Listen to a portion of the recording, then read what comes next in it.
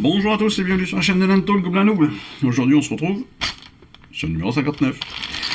Le numéro 59 c'est le dernier numéro du mois. Dernier numéro du mois avec 5 figurines. 5 figurines. 5 figurines Caradron.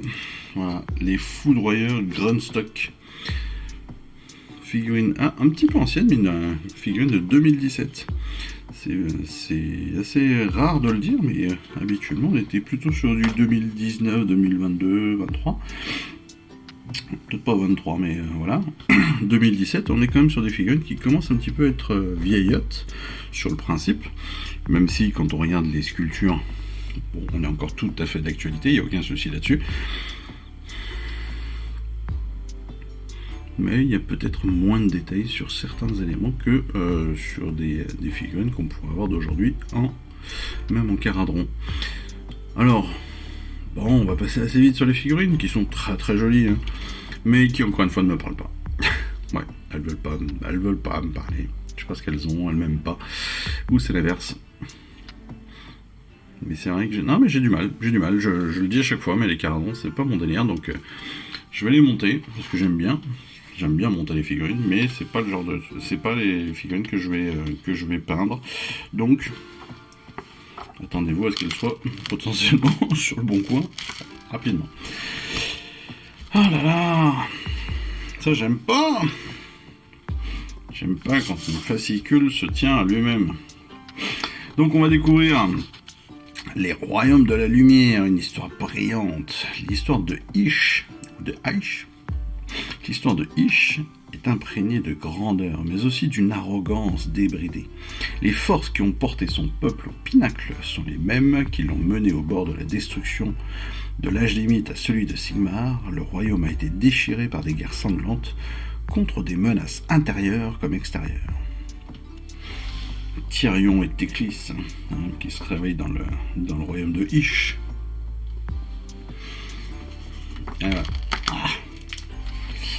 L'effondrement des édifices confondent les ténèbres. Les suzerains luminettes. Ça a l'air très sympa, les luminettes, ils ont l'air très très beaux. Je sais pas si j'aimerais, mais les luminettes sont c'est des figurines très très classe quand même. C'est un peu paladin, un peu des elfes, hein, très clairement. Mais voilà, c'est pareil, faut aimer, c'est comme les Caradron, mais je trouve que c'est plus sympa parce que c'est plus guerrier, c'est plus traditionnel, voilà, Heroic Fantasy, un peu moins de techno, donc ça c'est plutôt cool. On va ensuite passer sur les périls, le destin des adorateurs du chaos. Regardez-moi ça, c'est des adorateurs de Nurgle ou des choses comme ça, là. La damnation, serviteur du mal.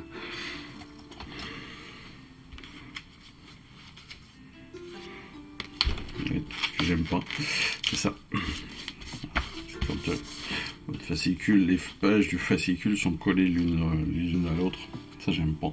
Ça c'est que ça a été assemblé trop tôt par rapport à l'impression. L'heure du jugement avec les actes ignobles des maudits adorateurs du chaos. Regardez-moi la tête qu'ils ont là, avec les intestins ouverts, qui pendouillent, enfin. Ça c'est pareil, hein, les adorateurs du chaos, c'est comme toutes les collections, comme toutes les factions. Là, il y a quelques semaines, je disais, ce qui est important quand vous débutez une collection, c'est déjà de débuter sur une armée que vous trouvez belle et que vous trouvez sympa. Et ben là, il faut aimer. Clairement, il faut aimer parce que c'est très particulier. Hein, des figurines avec des intestins qui ressortent, avec les viscères comme ça qui se baladent à droite à gauche, avec la peau purulente, avec des boutons de partout, des choses comme ça, un petit peu de peste, enfin voilà. Des langues de serpent, enfin, vous voyez. Donc ça, c'est quand même un univers assez particulier, il faut aimer. Donc comme tout, hein, et je trouve que c'est ça aussi qui est sympa dans AOS, c'est qu'il y a vraiment toutes les factions possibles. Vous allez être attiré par des factions, vous allez être pas du tout attiré par d'autres. C'est mon cas avec les Caradron par exemple. Mais voilà, vous allez pouvoir vraiment vous faire plaisir avec ce que vous aimez. Et ça c'est très très cool. Et comme il y a quand même plus d'une vingtaine de factions au total, vous allez forcément trouver votre bonheur avec des figurines qui sont forcément faites pour vous. Pour les foudroyeurs Grundstock, eh bien on va leur donner vie bien sûr, parce qu'ils forment une élite cuirassée utilisant une grande variété d'armes de tir, alimentées par diverses munitions terrifiantes. Ces unités clés de Gruncore, ces duardins sont engagés pour protéger les aéroflottes de tout ennemi au sol et dans les airs. Ne vous fiez à personne et gardez votre poudre au sec. Mais c'est vrai que c'est voilà, c'est très techno, les caradrons. Et ça, je vous dis, si vous n'aimez pas cet aspect-là, eh bien, vous n'allez pas forcément aimer les caradrons, même si, en termes de sculpture, en termes de peinture, c'est très classe. Vous allez pouvoir faire des trucs superbes. Je veux dire, on est sur un mélange doré argenté, on est sur... Voilà, c'est très beau, hein, mais il faut que ça vous parle. Et moi, ce côté ultra techno me parle pas assez, en tout cas dans l'univers AOS. En termes de montage, je pense pas qu'il y ait de grandes difficultés comme d'habitude. Peut-être, juste, c'est ce que je dis régulièrement avec les caradrons, peut-être juste les petites pièces de finition des armes. Mais sinon, après, on est sur du très classique. Hein. On est sur du très classique. Comme ils sont en plus assez mastoc, c'est pas forcément non plus très compliqué à monter, je trouve. Ça c'est plutôt un bon point. Comme ils sont assez trapus, bah forcément vous n'avez pas de difficulté à monter les bras, les jambes, parce que ça tient très facilement, c'est très posé au sol. Ils ont un centre de gravité très bas, donc on n'est pas sur des trucs très avancés qui tiennent que sur un pied, quoi. Pour la peinture, on découvrira ça évidemment au moment de la vidéo de peinture, mais je vous le disais, ce qui est intéressant maintenant, c'est que on a les peintures de base et ensuite les rayos et enfin les ombrages, les rayos et tout. Donc ça c'est plutôt cool qu'ils aient séparé comme ça les différentes étapes de peinture. On va évidemment parler de la charte d'unité hein, dans la vidéo de règles, mais ça on le découvrira à ce moment-là. Et puis le plan de bataille, donc le plan de bataille numéro 9 de la campagne Briscard, qu'on découvrira aussi évidemment dans cette vidéo de règles.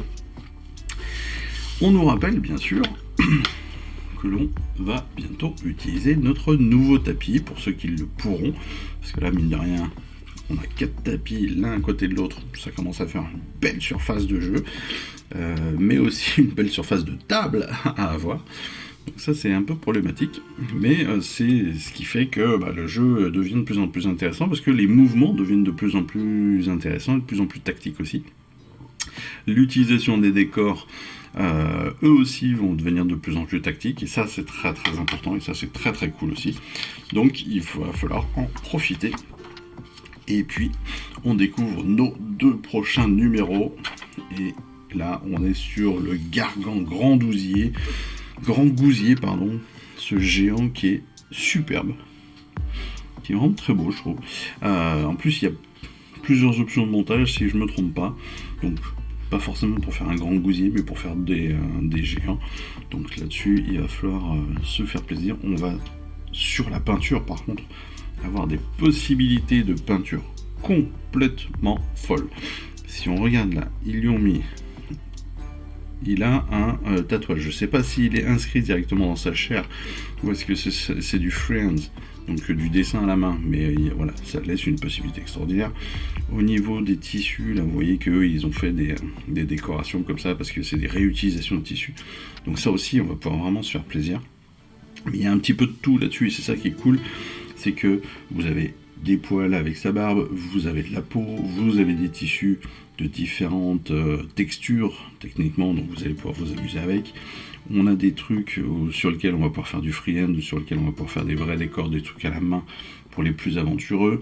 On a du bois, on a forcément le socle, mais on a aussi des petits décors comme ça, des petits trucs sympas, c'est-à-dire qu'en gros il a un humain là qu'il a foutu dans son sac. Enfin, voilà, il y a de la pierre, il y a même une charogne là sur la cage.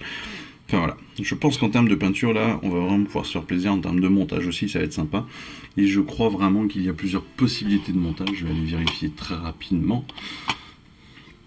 Et avant qu'on se donne rendez-vous justement pour ce prochain numéro, c'est donc de la destruction, si je me trompe pas, il est en Gloomspite. Et si je regarde...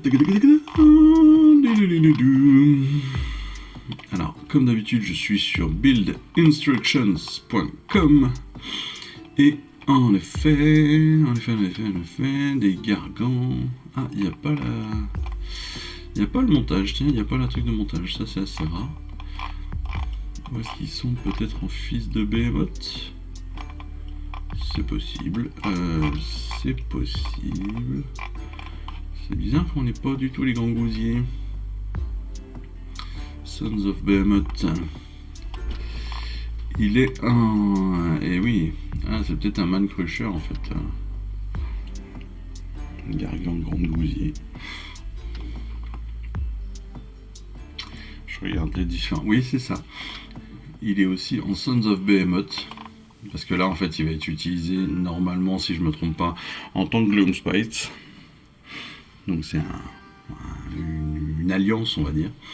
Mais vous allez pouvoir le trouver sur Build Instructions dans les Sons of Behemoth. C'est un Man Crusher's Gargant. Et il y a au moins 2 possibilités de montage différents. Il a au moins 2 têtes différentes. Donc voilà, vous allez aussi pouvoir vous faire plaisir, soit en méga gargant, soit en grande gousier, soit en adorateur du chaos, je crois. Donc voilà, en chaos gargant. Mais donc sympa, voilà. De quoi faire, de quoi s'amuser sur le montage et sur la peinture de toute façon. En tout cas, en attendant ce numéro, eh bien, on arrive à la fin du mois. Ça m'étonnerait, très honnêtement, qu'on reçoive notre prochain numéro en temps et en heure. Je vous rappelle que, parce que très clairement là, je l'ai pas encore. Il aurait dû partir le 25. Pas de nouvelles. De toute façon, la dernière fois, il y avait quasiment 3 semaines d'écart entre la date d'expédition et la réelle expédition et la réelle réception surtout. Donc, je ne me fais pas de soucis, ça va arriver. Pour tous ceux qui ont encore des problèmes de livraison et de numéros de retard, bah, écoutez, je ne peux que vous souhaiter du courage et puis vous souhaiter surtout de recevoir tous vos numéros. Mais en attendant, eh bien écoutez, moi je vous souhaite à tous une excellente fin de semaine. Je vous dis surtout à très très vite pour nos prochaines vidéos. Et puis n'hésitez pas à continuer à mettre des petits pouces bleus, à vous abonner à la chaîne, à vous abonner à l'Instagram, que j'ai du mal, j'avoue, en ce moment à mettre à jour. Mais j'essaye de faire mieux. Voilà. Bon, en attendant, je vous souhaite à tous encore une fois une excellente fin de semaine. Je vous embrasse et puis je vous dis à très vite. Allez, ciao, bye bye.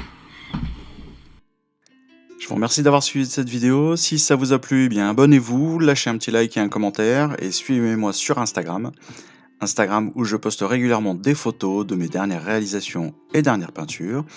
Et puis comme il est maintenant de tradition sur la chaîne, je vous souhaite une excellente fin de journée et surtout, lisez bien, collectionnez bien, assemblez bien, peignez bien et jouez bien. Allez, je vous embrasse et puis je vous dis à très vite. Allez, ciao, bye bye.